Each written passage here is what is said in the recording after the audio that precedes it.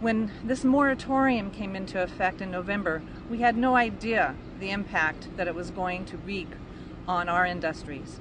Since November, we have not been able to sell one spray booth. We've laid off 8 employees. That represents about 70% of our shop force. And this obviously has a great impact on the local economy.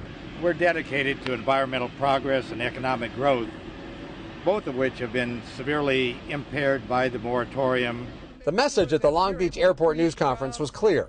The lawsuit that shut down air permits is costing Southern California thousands of jobs. The author of the bill that will undo the lawsuit says that is unacceptable. We have got to move California, particularly Southern California, forward in our economy and our ability to create jobs. SB 696 will allow for 1,000 projects to move forward. These projects are really essential public services. We're talking about fire stations, police stations, schools, hospitals, and numerous businesses, small and large. Both labor unions and business organizations agree SB 696 is vital. Add it all up and we're talking about 65,000 Southern California jobs at risk. We think in any assessment it is an absolute no-brainer.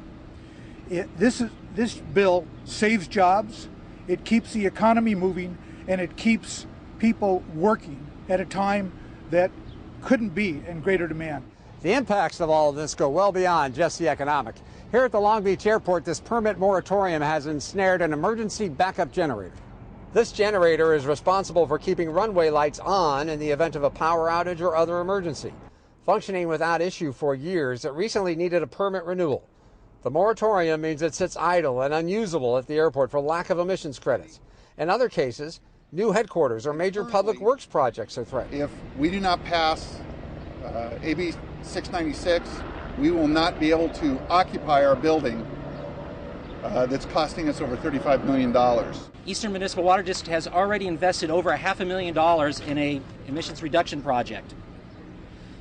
We are currently now evaluating if we're going to proceed with that project, because as a result of the moratorium, it is estimated that we would have to spend over $1.3 million on emission reduction credits. The bizarre reality of the moratorium is that the agency responsible for cleaning Southern California's air can't permit projects that reduce pollution. We're now tying up projects that would in fact clean the air.